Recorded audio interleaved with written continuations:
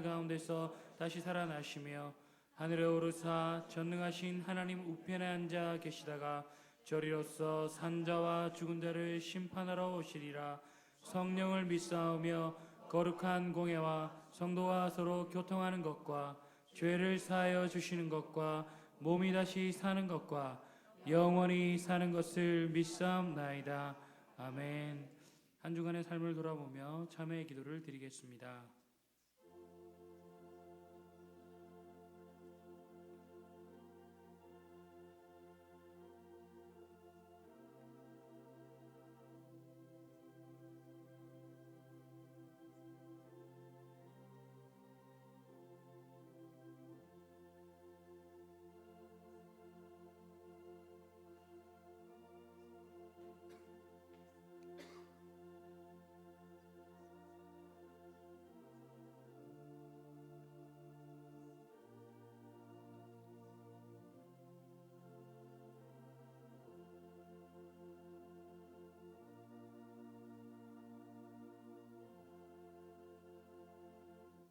사제의 선언입니다. 만일 우리가 우리 죄를 자백하면 그는 미쁘시고 의로우사 우리 죄를 사하시며 우리를 모든 불의에서 깨끗하게 할 것이요. 아멘.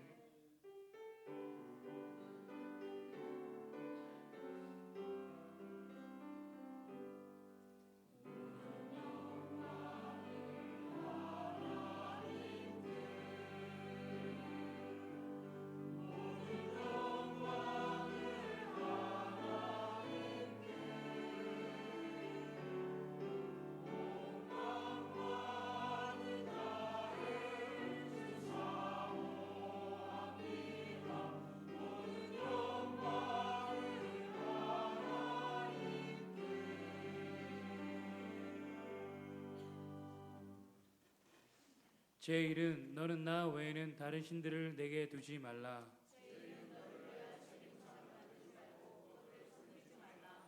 제3은 너는 내 하나님 여호와의 이름을 망령되게 부르지 말라. 제5는 내 부모를 공경하라. 제7은 간음하지 말라. 제9는 내 이웃에 대하여 거짓 증거하지 말라.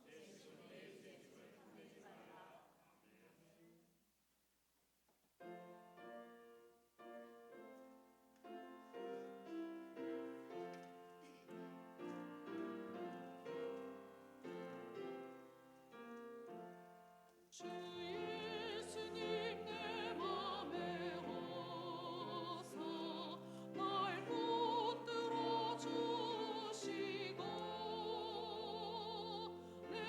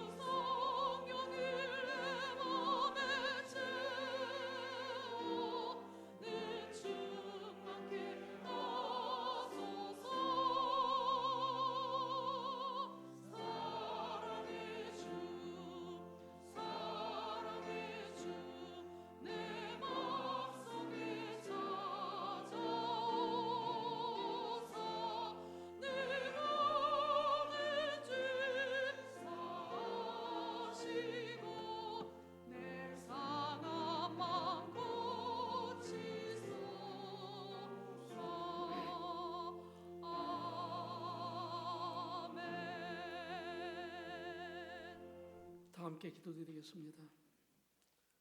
영원토록 찬양하시기에 합당하신 우리 주 하나님 아버지, 오늘도 우리의 찬양과 예배를 기뻐 받으시기를 원합니다. 사랑하는 자녀들과 늘 함께 하시며 어려운 일을 당할 때에는 피할 곳을 허락하여 주시고 큰 어려움과 고통이 우리를 찾아오게 할지라도 주님 도우심으로 모든 고통을 물리치고 승리하게 하여 주신 줄을 믿습니다. 우리 심령이 늘 주와 함께하며 주님의 참 자녀로서 부족함이 없게 하여 주시옵소서. 믿음이 약하여서 시험 중에 있는 형제가 있습니까? 주님 주시는 말씀으로 세임받아 심령이 회복되게 하여 주시옵고, 또한 원찮은 가운데 질병과 사고로 고통당하는 자녀가 있습니까? 주님 치료하사 모두 회복되게 하시고 강건한 가운데 저들에게 주신 모든 사명을 잘 감당할 수 있도록 축복하여 주시옵소서. 또한 광야 같은 우리 이상한 삶 속에서 필요한 것이 물질인데 물질 부족으로 고통당하는 자녀가 있습니까? 직장이 없어 서름이 있는 어려움이 있는 자가 있습니까? 주님, 저들 주님께 간절히 간구할 때 모든 기도의 제목이 응답되어 문제가 해결되게 하여 주시옵소서.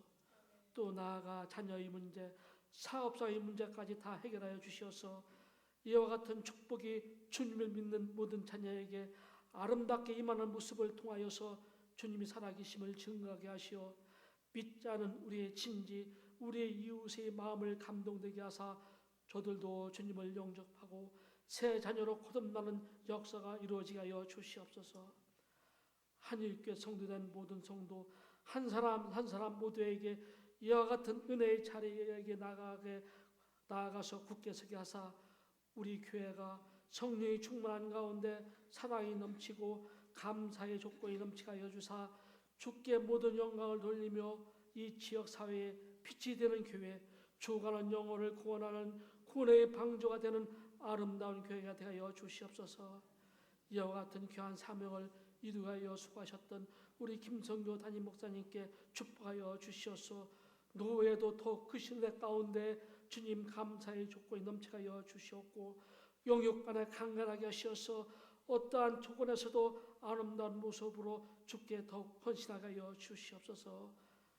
김성교 담임 목사님 뒤를 이어서 귀한 사역을 감당하게 하실 후임 목사님에게도 함께하여 주시어서 성령이 충만하신 가운데 말씀의 능력 있게 하시고 그의 심령에 그거 뜨거운 사랑으로 충만하게 하사 어려움 있는 자, 고통당하는 자여 늘 기도하게 하사 어려움과 고통 속에 있는 모든 성도가 위로받고 소상케 하시고 기쁨이 되게 하시어 주님 은혜와 축복하신 가운데 우리 교회가 날로 부흥하게 하여 주시옵고 주님의 크신 뜻을 아름답게 이루어나가는데 부족함 없게 하여 주시옵소서.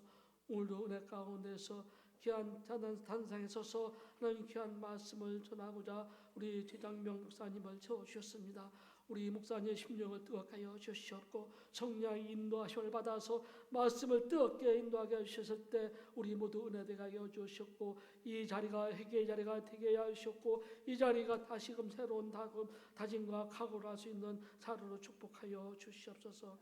하나님 아버지시여 오늘도 이한 예배를 위하여서 또한 교사로서 찬양으로서 찬양 봉사로서 식당 봉사로서 안내로서 여러 가지 모양으로 헌신하는 주님의 자녀들의 수고를 기뻐받아 주시옵고 축복하여 주시옵고 저희들의 삶이 기쁨이 넘쳐나게 하여 주시옵기를 간절히 간구합니다.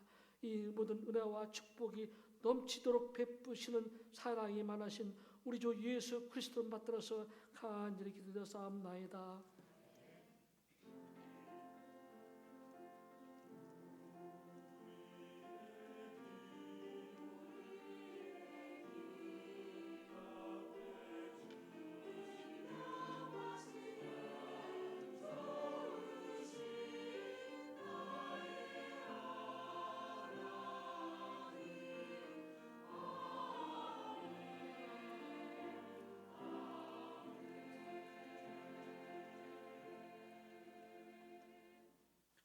오늘 우리에게 주시는 하나님의 말씀은 느헤미야 13장 4절에서 9절까지의 말씀입니다.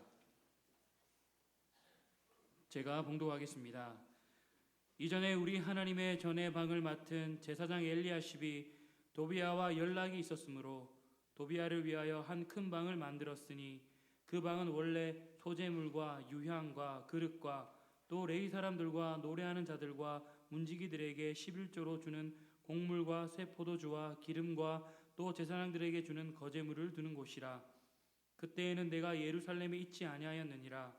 바벨론 왕 아닥사스다 32년에 내가 왕에게 나아갔다가 며칠 후에 왕에게 말미를 청하고 예루살렘에 이르러서야 엘리야십이 도비야를 위하여 하나님의 전뜰에 방을 만든 악한 일을 안지라. 내가 심히 근심하여 도비야의 세간을 그 방 밖으로 다 내어 던지고 명령하여 그 방을 정결하게 하고 하나님의 전에 그릇과 소재물과 유향을 다시 그리로 들여 놓았느니라.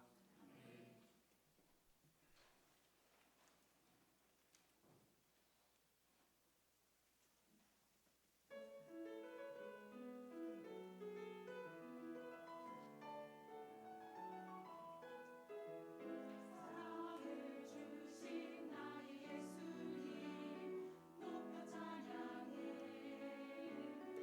우리를 모여 사랑 나눌 때 기쁨 넘치네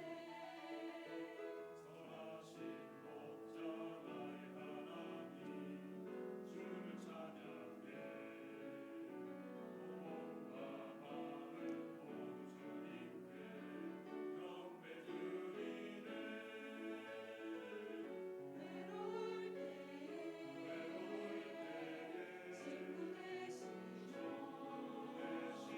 어두운 세상 밝히시는 사랑의 영원히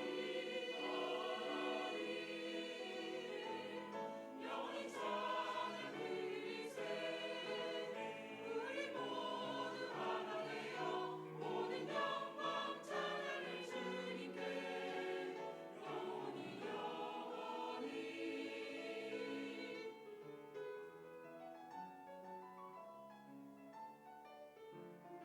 구원의 기쁨 되신 예수님 높여 찬양해 우리들 모여 주 찬양할 때 기쁨 넘치네 모든 것 주신 나의 하나님 주를 찬양해 오는 영원 나의 주님께 경배 드리네 외로울 때에 친구 되시죠 어두운 세상 밝히시는 사랑의 하나님 영원히 찬양 드리세 우리 모두 하나 되어 모든 영광 찬양을 주님께 영원히 찬양 드리세 우리 모두 하나 되어 모든 영광 찬양을 주님께 영광 찬양을 주님께 영원히 찬양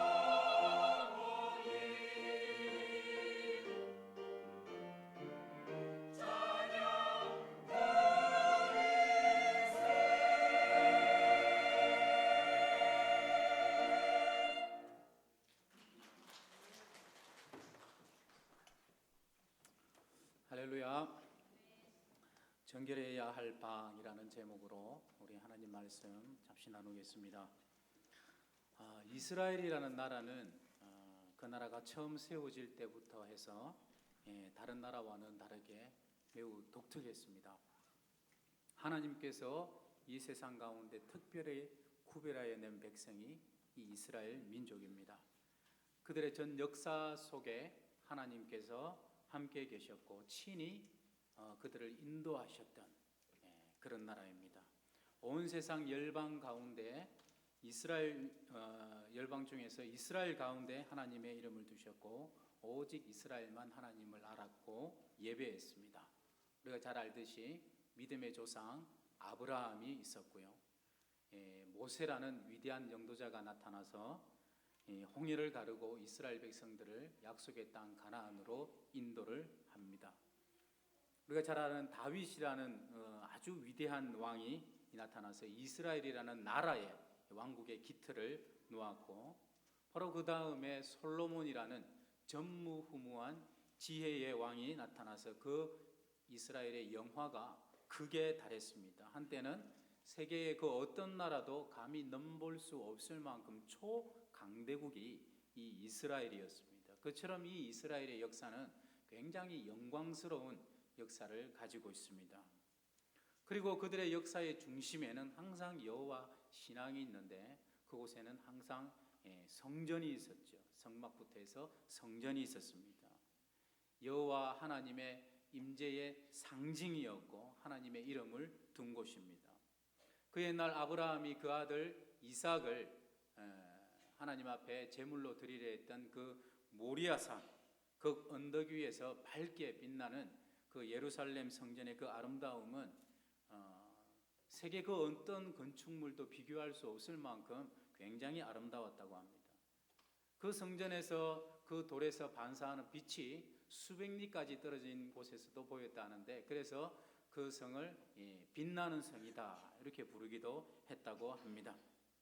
수없이 많은 금은 보석, 최상의 재료, 최고의 것을 가지고 최고의 기술자들이 최고의 정성을 다해서 지은 이 성전이 예루살렘 성전입니다.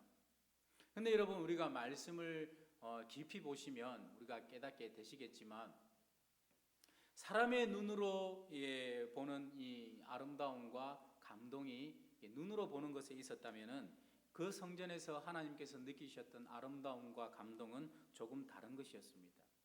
하나님이 인정하셨던 아름다움은 그 성전의 겉모습에 있었던 것이 아니라 그 성전 이면에 하나님을 아주 사랑했었던 그 사람에게 느끼시는 그 하나님의 마음이 굉장한 것이었습니다. 이 성전에는 그 누구보다 하나님을 사랑했고 그 누구보다 하나님을 간절히 원했고 사모했던 다윗의 마음이 녹아 있습니다. 사람으로서는 누릴 수 있는 모든 것을 다 누렸고 더 이상 높아질 수 없을 만큼 높아졌고 모든 명예와 존귀와 권세를 다 가졌지만, 그러나 다윗 본인에게 있어서 그것이 자신을 만족시켜주는 것은 아니었습니다. 다윗이 그렇게 말을 했죠. 주의 궁정에서의 한 날이 다른 곳에서의 첫날보다 나은즉 악인의 장막에 사는 것보다 내 하나님의 성전 문지기로 있는 것이 좋사오니. 그랬습니다. 다윗의 바람은 항상 그랬습니다. 내가 하나님을 가장 사랑하는 것, 늘 하나님과 내가 동행하는 것, 늘 하나님께 이 다윗의 마음이 가 있었습니다. 그래서 이 다윗이 나단 선지자에게 그렇게 말하지 않습니까? 나는 백향목 궁에 거하는데 하나님의 언약궤는 휘장 아래에 있습니다. 나로 하여금 우리 하나님의 집을 짓게 해주십시오. 그렇게 요청을 했습니다. 그 요청에 대해서 하나님께서 뭐라고 말씀하셨습니까? 내가 이스라엘을 애굽에서 올라오게 한 날부터 내가 집에 거한 적이 있었느냐? 내가 성막에 있었을 때에 그때 내 영광이 부족하더냐? 이스라엘 어느 백성에게, 어느 지파에게, 어느 사사에게 너는 어찌하여 나를 위하여 백향목 궁을 짓지 아니하였느냐고 말한 적이 있느냐? 내가 사람의 손으로 지은 집에 거하겠느냐? 그렇게 말씀하시면서 다윗에게 이렇게 말씀하셨죠. 그러나 나를 향한 너의 마음을 인하여 내가 아주 기뻐한다. 그리고 너에게 복을 내려준다. 네가 나를 위하여 집을 짓기를 원했다마는 반대로 내가 너의 집을 지어주겠다. 그러시면서 이 세상에서 너의 이름을 존귀하게 만들어주겠다. 너의 집과 너의 나라가 영원히 보존이 되고 그 왕위를 내가 견고하게 할 것이다. 너의 자손에게 나는 아버지가 되고 그들은 나의 자녀가 되어서 아버지가 자식을 돌봄같이 너의 자손들을 내가 돌보아 줄 것이다. 그렇게 말씀하셨죠. 비록 하나님은 다윗으로 하여금 성전을 짓지는 못하게 하셨지만 어쩌면 눈에 보이는 성전보다 다윗이 하나님을 향한 이 마음을 통하여 하나님은 더 큰 영광을 받으셨습니다. 하나님 편에서는 눈에 보이는 성전보다 다윗의 이 마음이 훨씬 더 아름답고 향기로운 것이었습니다. 사도 바울이 이렇게 말을 했습니다. 너희가 바로 하나님의 성전이 아니냐, 하나님이 바로 너희 안에 거하시는 것이 아니냐. 여러분, 신약시대뿐만 아니라 구약시대도 하나님께서 정말 원하셨던 성전의 모습은 바로 성도의 마음이었습니다. 눈에 보이는 것이 아니었습니다. 그런 의미에서 이 다윗은 비록 눈에 보이는 성전을 짓지는 못했지만 그 마음의 성전은 너무나 훌륭하게 잘 지은 것입니다. 백성들을 향한 하나님의 마음은 언제나 다윗과 같이 전심으로 하나님을 찾는 것이었고, 하나님을 사랑하는 것이었고, 하나님의 말씀에 따라 지켜 행하는 것이었습니다. 이것이 하나님께서 원하시는 성전의 모습이었고, 하나님께서 원하시는 마음이었습니다. 그 누구보다 이 사실을 잘 알고 있었던 이 다윗이 죽는 그 순간에 그 아들 솔로몬에게 뭐라고 유언합니까? 다른 것 없지요. 예. 가장 우선적으로 그렇게 말을 합니다. 열왕기상 2장 1절부터 보면 나와 있는데요. 다윗이 죽을 날이 임박함에 그의 아들 솔로몬에게 말한다. 이렇게 나오면서 아들아, 너는 힘써 대장부가 되는데 무엇보다 네 하나님 여호와의 명령을 잘 지켜 행해야 된다. 마음을 다하고 성품을 다하여 하나님을 섬겨야 된다. 하나님을 사랑해야 된다. 그래야지만이 너의 나라가 영원히 보존될 것이다. 이 다윗의 유언이었습니다. 그냥 자기가 체험을 했는 거거든요. 사랑하는 성도 여러분, 눈에 보이는 성막과 성전이 서 있을 그때에도 하나님이 인정하시는 참된 성전은 언제나 성도들의 마음속에 있는 것이었습니다. 그것이 어디에서 드러났냐면 이스라엘 백성들이 블레셋에게 졌을 때에 우리가 저들에게 이길 수 있는 방법은 여호와의 언약궤만 들고 나가면 된다 하고 언약궤만 들고 나갔을 때 어땠습니까? 참패했죠. 언약궤까지 빼앗겨 버렸습니다. 하나님은 저들에게 맡겨버리셨죠. 뭐냐? 눈에 보이는 것이 중요한 것이 아니다는 거죠. 하나님을 향한 그 마음이 중요하다라는 것을 하나님께서는 그들에게 알게 해주시고 싶으셨던 것입니다. 그렇기 때문에 우리 말씀을 자세히 보면은 성도들의 마음이, 하나님 자녀들의 마음이 하나님을 향하여 바로 세워지지 않을 때에는 어김없이 하나님은 조금도 아까워하지 않으시고 그 모든 것들을, 눈에 보이는 것들을 다 허물어 버리셨습니다. 이스라엘 백성들이 그들의 마음이 하나님에게서 떠난 채 예루살렘 성전에서, 이 성전에 가서 열심히 하나님께 예배드리면, 제사드리면 하나님이 우리를 축복해 줄 것이다, 이렇게 그들은 마음속에 품었지만은 하나님은 예레미야 선지자에게 너는 빨리 저들에게 가서 이렇게 전하라 했습니다. 이곳은 여호와의 성전이라, 여호와의 성전이라, 여호와의 성전이라 하는 거짓말을 믿지 말라 그랬습니다. 너희들의 마음이 하나님에게서 떠났는데 돌로 지은 이 성전에서 아무리 제사를 열심히 최고의 것을 가지고 격식을 차리고 드린다 할지라도 하나님은 더 이상 이 제사를 받지 않으신다라는 것입니다. 그래서 하나님은 예레미야를 통하여서 이 말씀을 주시고 난 다음에 얼마 지나지 않아 바벨론이라는 나라를 들어서서 이 예루살렘 성전을 돌 위에 돌 하나 남기지 않고 다 허물어 버렸습니다. 성도들의 마음이 오염된 이상, 자녀들의 마음이 하나님에게서 떠날 이상, 죄에서 돌이키지 않는 한 눈에 보이는 이 성전이 나에게 무슨 의미가 있느냐? 하나님께서 그렇게 말씀하십니다. 그 속에 아무리 나를 향한 다윗의 마음이, 그 아름다운 마음이 녹아있다 할지라도 하나님은 조금도 아까워하지 않으시고 다 허물어 버리셨습니다. 그런 다음에 이들이 포로로 끌려갔죠. 참 하나님의 은혜 가운데 70년이 그 약속의 기한이 지나고 난 다음에 다시금 이들이 포로에서 귀환합니다. 귀환을 해가지고 다시금 이들이 하나님 앞에 성전을 짓습니다. 근데 그 성전을 짓는 착공식을 하는 장면을 보면은 참 우리에게 주는 의미가 있는데요. 두 가지 그림이 함께 펼쳐지고 있는데, 착공식을 하면서 한쪽에서는 기뻐하며 찬양하며 하나님께 영광을 올려드리고 노래하고 있는데, 다른 한쪽에서는 한 무리가 막 울고 있습니다. 왜 우는가 봤더니 그 울음이 기뻐서 우는 울음이 아니라 슬퍼서 울어요. 주로 나이 많은, 예전에 솔로몬 성전을 직접 눈으로 보았던 사람들이 지금 지어지고 있는 이 성전의 규모가 예전 솔로몬 성전보다는 너무 못하기 때문에, 그 추락한 아픔 때문에 그들이 막 슬퍼서 안쪽에서는 막 울고 있어요. 그래서 하나님께서 그들을 향해서 책망하십니다. 뭐라고 책망하시냐면, 이전의 영광, 솔로몬 성전의 영광을 본 자들이 누구냐? 은도 내 것이다, 금도 내 것이다.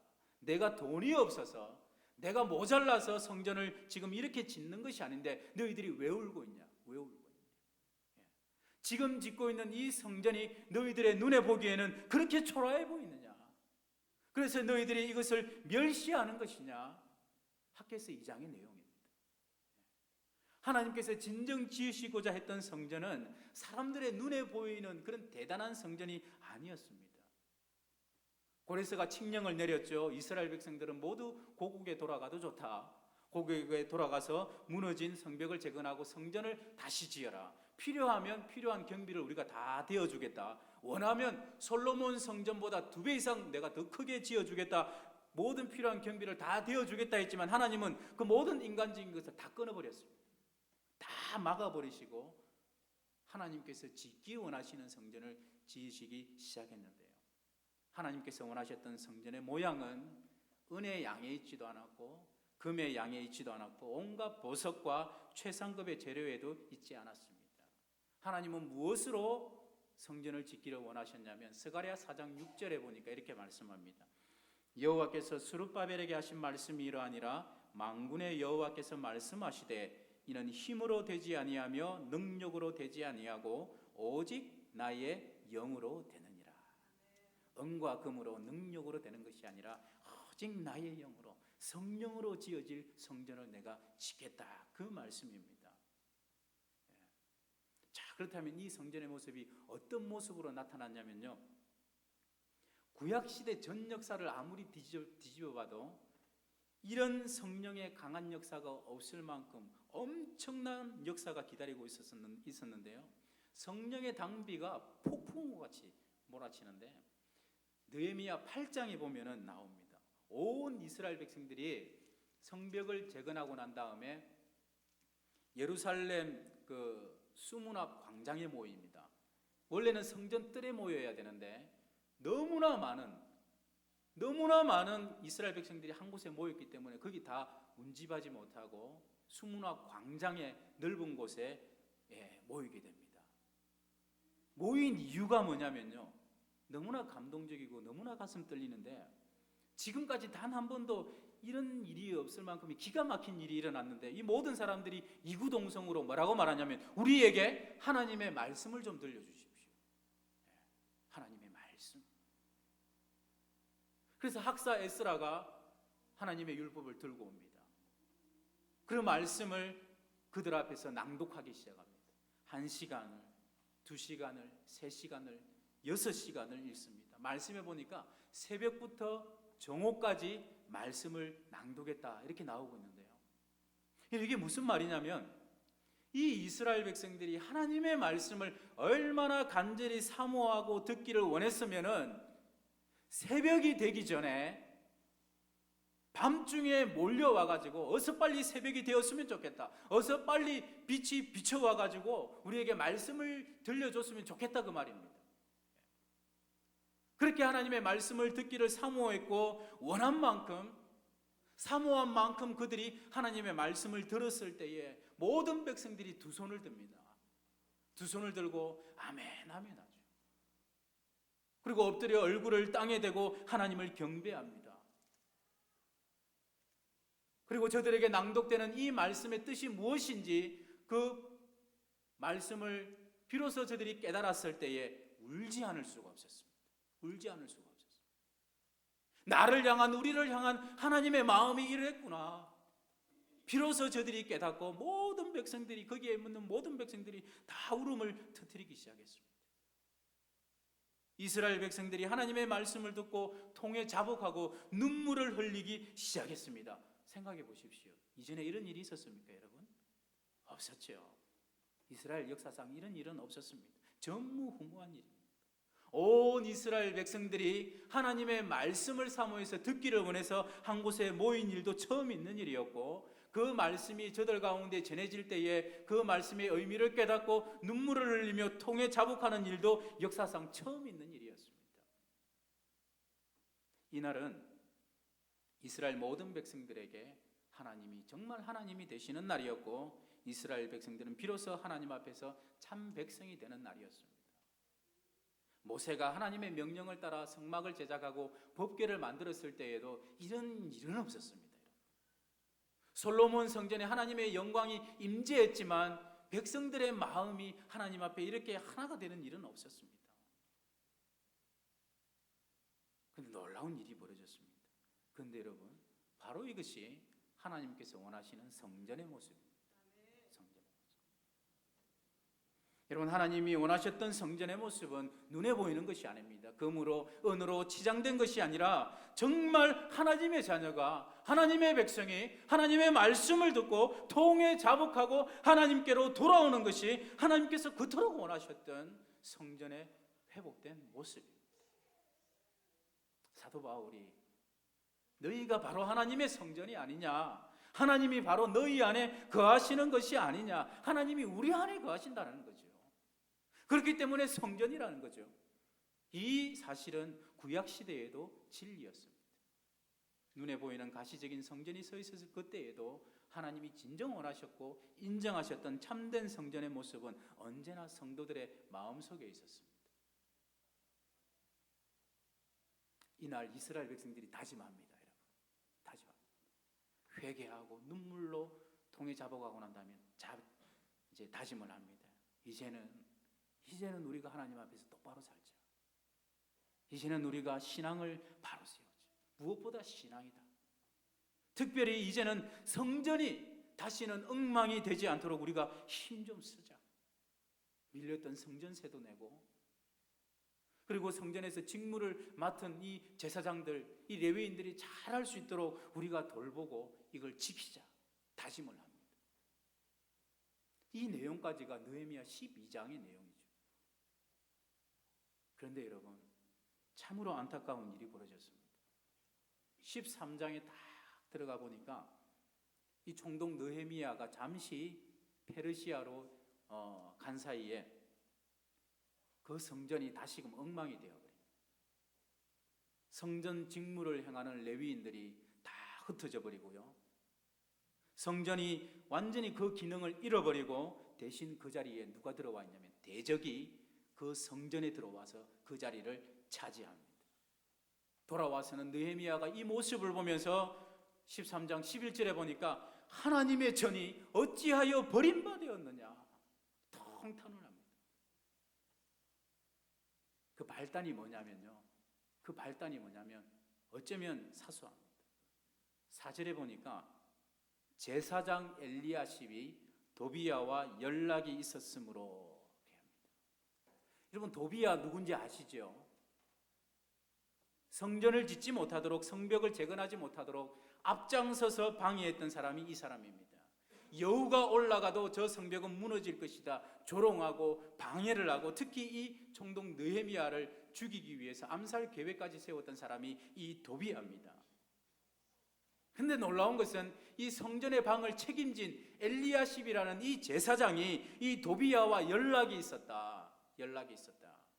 좀 애매한 표현인데 이 원어로 보니까 직역을 하면 서로 연을 맺었다는 겁니다. 친척이 되었다는 거죠. 서로 사돈지간이 되었다 그 말입니다. 학사 에스라가 기가 막혀서 통탄을 하는 내용이 여러분 9장 1절부터 3절에 보면 나오는데, 하나님께서 금하신 거거든요. 우상숭배에 빠질까봐, 저들과 같은 죄에 빠질까봐 이방인들과 통혼하는 것을 금하신 것입니다. 그런데 이 일에 누가 가장 앞장섰냐면, 누가 가장 으뜸이 되었냐면 제사장들이, 이스라엘의 방백들이, 지도자들이 이 죄에 가장 으뜸이 된 것을 이 에스라가 보고 기가 막혔다고 합니다. 기가 막혀서 하루 종일 속옷과 겉옷을 찢고 하나님 앞에서 눈물로 기도하는 장면이 에스라 9장에 보면 나오는데요. 기가 막힌 일이 벌어진 겁니다. 기가 막힌. 더군다나 이 도비야가 어느 나라 사람이, 어느 민족이냐면요, 암몬 사람입니다. 암몬 사람이라면 하나님께서 예전에 그렇게 말씀하셨죠. 이 암몬은 이스라엘의 총회에 영원토록 들어오지 못한다. 하나님께서 저주하신 민족이 이 암몬 민족입니다. 원래 모압과 암몬은 이스라엘 민족과 형제 국가죠, 그죠? 조카 롯의 후예들입니다. 그래서 하나님은 절대로 모압과 암몬과 대적하지 말고 저들을 선대하라 했습니다.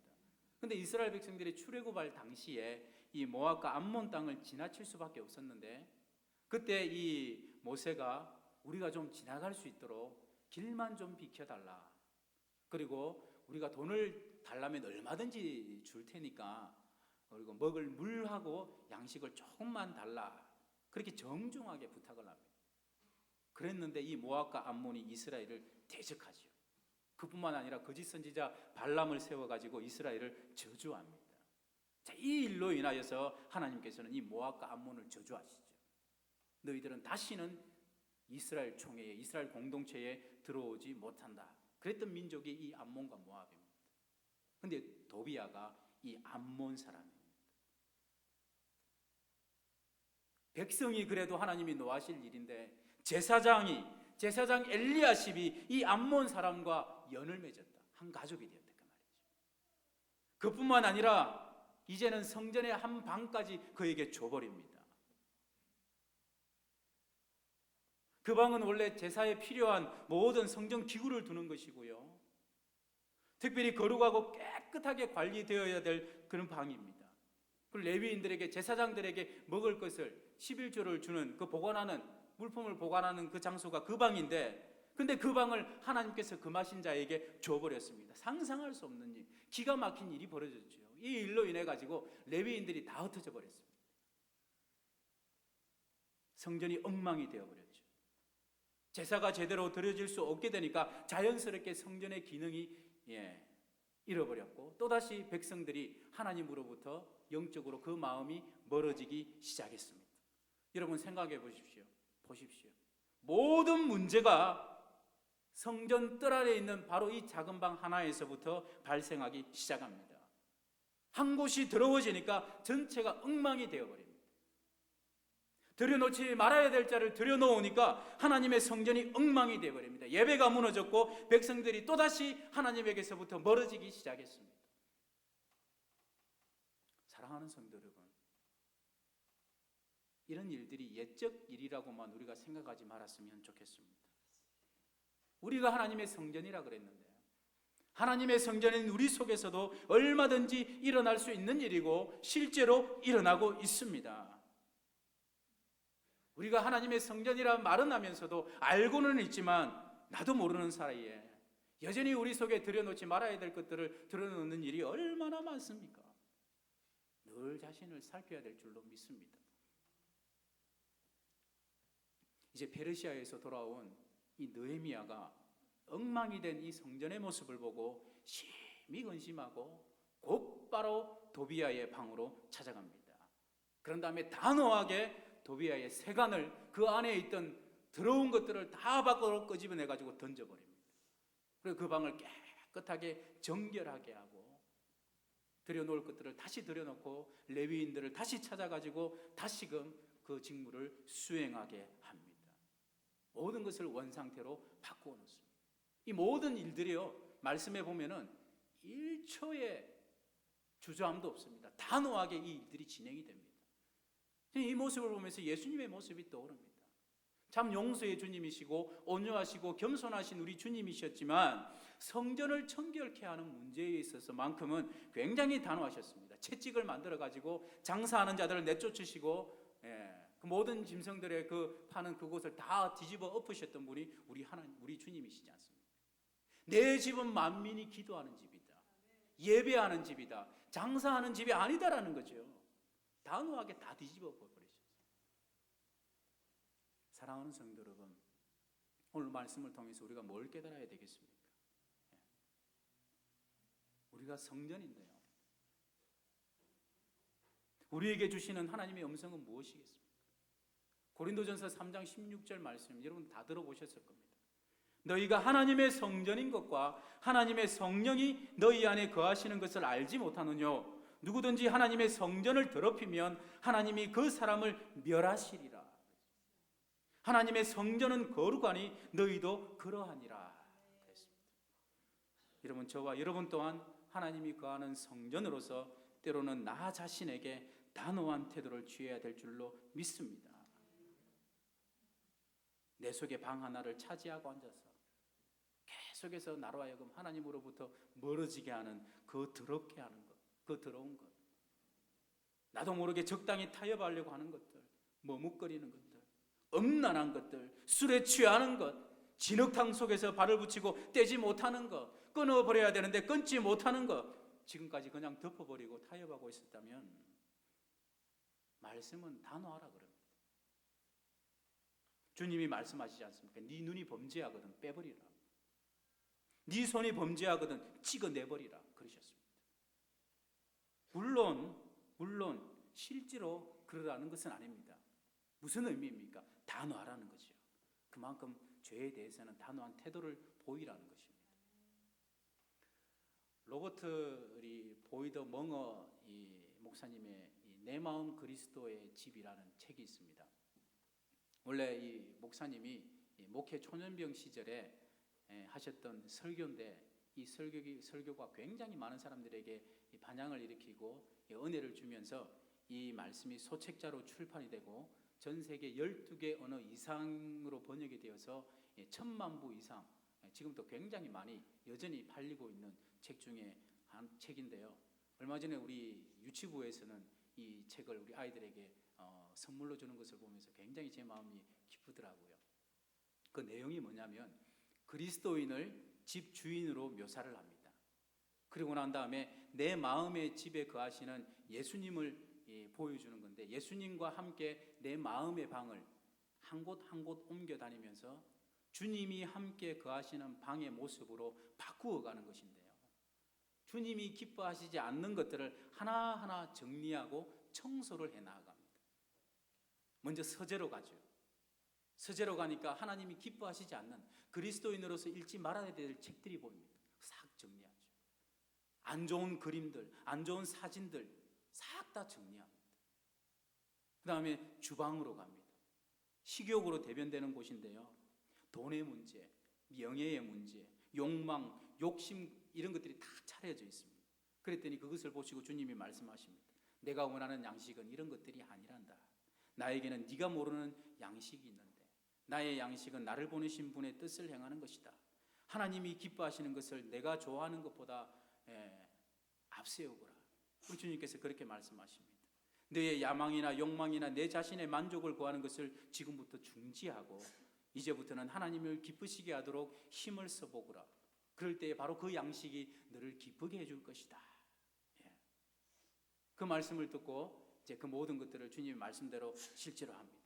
그러고 났더니 우리 주님께서 주시는 양식의 맛이 얼마나 맛있는지 이 세상 그 어떤 음식보다도 더 맛있다라는 것을 확인을 하고 만족을 합니다.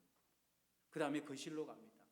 자, 이제부터는 여기를 나의 오락의 공간으로 삼았다면 이제부터는 우리 주님과 교제하는 공간으로 삼습니다. 그 다음에 작업실로 갑니다. 지금까지는 이 작업실을 나를 위하여 사용했다면 이제부터는 주님과 함께 다른 사람들을 섬기고 사랑하는 그런 일에 사용하기로 다짐합니다. 지금까지는 내 힘과 내 실력으로 작품들을 다 만들어 왔는데 이제부터는 주님이 함께합니다. 이렇게 내 속에 계신 성령께서 나의 마음과 머리와 손과 발을 다스리시고 나를 통하여 일하기 시작하시니까 지금까지와는 비교가 안 될 정도의 훨씬 더 아름답고 멋진 작품들을 만들어냅니다. 나는 그냥 주님께서 일하시도록 모든 것을 주님께 맡기고 의지하면 됩니다. 자, 이렇게 하나하나 모든 곳을 주님이 함께 하시고 기뻐하시는 공간으로 다 만들었습니다. 그래서 이제는 마음이 시원해지고 이제는 되었다. 이제는 완벽하다 생각했습니다. 그런데 어느 날 주님이 아주 근심스러운 걱정스러운 눈빛으로 나를 쳐다봅니다. 그러시면서 이렇게 말씀하십니다. 이상하다. 이 집안에서 계속해서 더러운 냄새가 난다는 거죠. 안 좋은 냄새가 난다. 이게 무슨 냄새냐? 이게 무슨 냄새냐? 바로 위층 벽장에서 안 좋은 냄새가 흘러나오고 있는데 지금 저기서 뭔가 썩어가고 있다. 아차 하십시오. 아차. 이곳만은 내가 감추고 싶은 곳이다.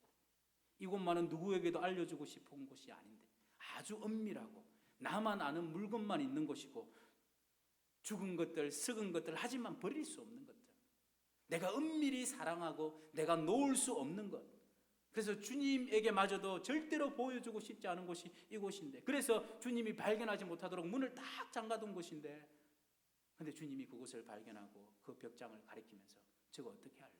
저거 어떻게 할래? 예. 주님, 이것만은 안 됩니다. 이것만은 내가 포기할 수 없습니다. 버팁니다.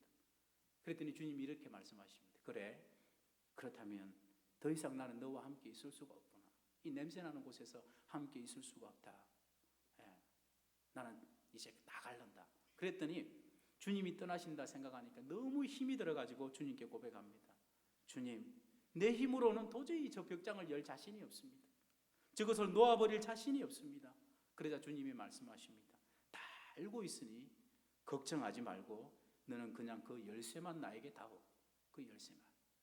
예. 그래서 주님께 그 열쇠를 드립니다. 그랬더니 주님께서 그곳을 열어버리시고 그곳에 있던 모든 더러운 것들을 단호하게 깨끗하게 정결케 하셨는데, 그러자마자 그의 마음의 방 안에 아주 향기롭고 상쾌한 바람이 들어오기 시작합니다. 죽은 것들이, 더러운 것들이, 썩은 것들이 삶에서 온전히 추방되자 진정한 승리와 진정한 해방감을 맛보기 시작합니다. 비로소 모든 분위기가 다 바뀌게 됩니다. 말씀을 맺겠습니다. 사랑하는 성도 여러분, 하나님은 지금도 여전히 저와 여러분의 마음을 들여다보고 계신 줄로 믿습니다. 왜냐하면 정말 귀한 보물이, 정말 하나님이 귀하게 여기시는 보물이 여러분의 마음속에 있기 때문에 그렇습니다. 바로 여러분의 마음속에 하나님의 성전이, 하나님의 온전하고 거룩한 성전이 지어져야 되기 때문에 그렇습니다. 우리의 모습을 돌아보아야 될 줄로 믿습니다. 혹시라도 하나님의 거룩한 이 성전이 되어야 될 이 자리에, 예배를 위한 자리에 나도 모르게 도비아와 같이 끌어들인 것은 없는지, 주님께 다 드리고 주님의 영광을 위해 내가 산다고 말은 하지만 내 심령 깊숙한 곳에 은밀하게 감추어두고 썩어져서 냄새나는 것은 없는지 스스로 살펴보아야 될 줄로 믿습니다. 내 힘으로 안 되면 그 열쇠를 주님께 맡기시기를 바랍니다. 주님 해결해 주십시오. 주님께 맡깁니다. 그럴 때에 주님께서 어떻게 역사하시냐면요, 에베소서 3장 16절에 그의 영광의 풍성함을 따라 그의 성령으로 말미암아 너희 속사람을 능력으로 강건하게 하시오며, 그것을 사랑하기 때문에 도저히 내 힘으로는 안 되면 주님께 맡기면 내 속에 썩어져 가는 것들, 은밀히 감추어진 것들 주님께 드러내놓고 맡겨버리면 그의 영광의 풍성함을 따라서 그의 성령으로 말미암아 우리의 속사람을 능력으로 강건하게 하신다라는 것입니다. 우리 속에서 주님이 일하신다라는 것이죠. 사랑하는 성도 여러분, 매일매일 우리는 성화의 삶을 살아가야 됩니다. 매일매일 나 자신을 살펴서 거룩한 성전이 되어야 될 나의 모습에서 해가 되는 것은 없는지, 걸림돌이 되는 것은 없는지 살펴보시고 발견하시면 힘들더라도 단호한 태도를 취할 수 있는 저와 여러분 되시기를 간절히 소원합니다. 기도하겠습니다. 사랑의 하나님 아버지, 저희들의 심령에 온전한 성전이 지어지기를 원하시는 하나님의 마음을 저희들이 깨닫습니다. 우리의 삶이 아무리 아프고 고달플지라도 우리를 향한 주님의 계획을 바라보게 하시고 오직 내 안에 영원히 무너지지 않을 견고하고 거룩한 하나님의 형상, 하나님의 성전으로 하나님 회복시켜 주시고 만들어 주시옵소서. 주님만이 내 삶의 온전한 주인이 되실 수 있도록 모든 삶의 주권을 주님께 맡겨드리는 모든 복된 성도들 되게 하여 주시옵소서. 예수님의 이름으로 기도드립니다. 아멘. 광고 드리겠습니다. 서울노회 여전도회 연합회가 12일 내일입니다. 양주 세순교회당에서 있습니다. 교회에서 10시에 출발하도록 하겠습니다. 2017년도 두 번째 교사 세미나가 다음 주일 오후 3시 30분부터 본당에서 있습니다. 강사는 교회 교육 공동체 에듀처치 대표 김경주 목사님이십니다. 자세한 사항은 주보에 나와 있습니다. 참조해 주시기를 바랍니다. 나머지 광고는 주보를 참조해 주시기를 바랍니다. 찬송 288장입니다.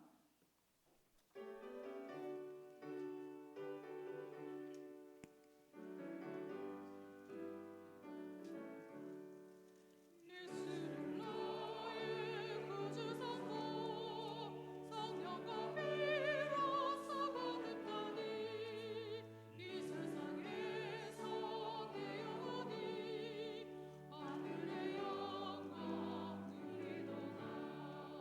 이것이 나의 간증이요 이것이 나의 전성일세.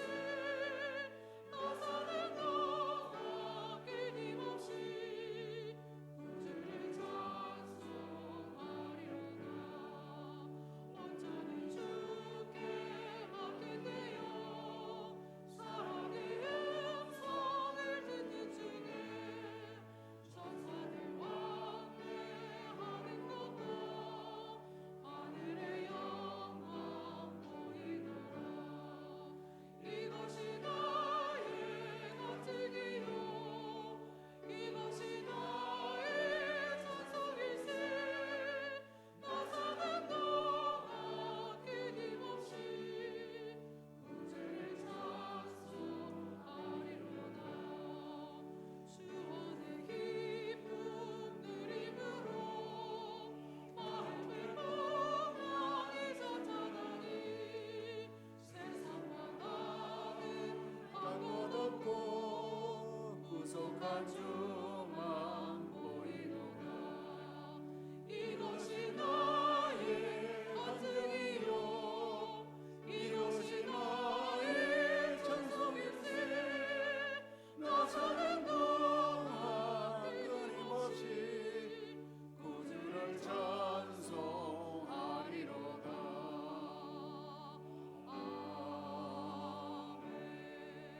아멘. 사랑과 은혜가 충만하신 살아계신 우리 하나님 아버지 은혜를 감사합니다. 오늘 거룩한 주일날 주님 앞에 나와 자리를 지켜 감당하도록 은혜를 주시고 이 귀중한 예배 시간에 하나님 사랑 교회 사랑으로 11절을 봉헌합니다. 감사의 물 선교 건주 특별 예물들 귀할 예물들을 주님 앞에 바쳐 올려오니 기뻐 받아주시고 주님의 풍족하신 축복의 손길로 다 채워 주시옵소서. 우리 구주 예수 그리스도의 크신 은혜와 아버지 하나님 무한하신 사랑하심과 성령님의 교통하심과 위로하심이 온 성도들 머리에 가정과 하시는 모든 일들을 위해 영원 무궁토록 함께 있을지어다. 아멘.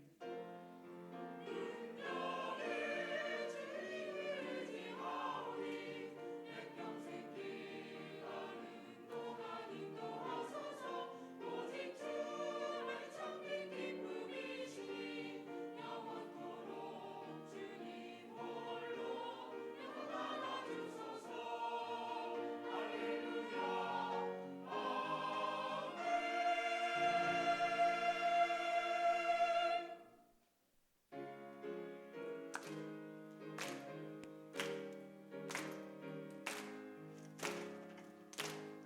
하나님의 독생자 예수 날 위하여 오시었네. 내 모든 죄 사하시려고 십자가 지셨으나 다시 사셨네. 살아계신 주 나의 참된 소망 두려우니 사라지게 사랑의 주를 알리노니 내 모든 삶이 기쁨을 충만하네. 예배를 마쳤습니다. 한 주간 주 안에서 평안하시길 바랍니다.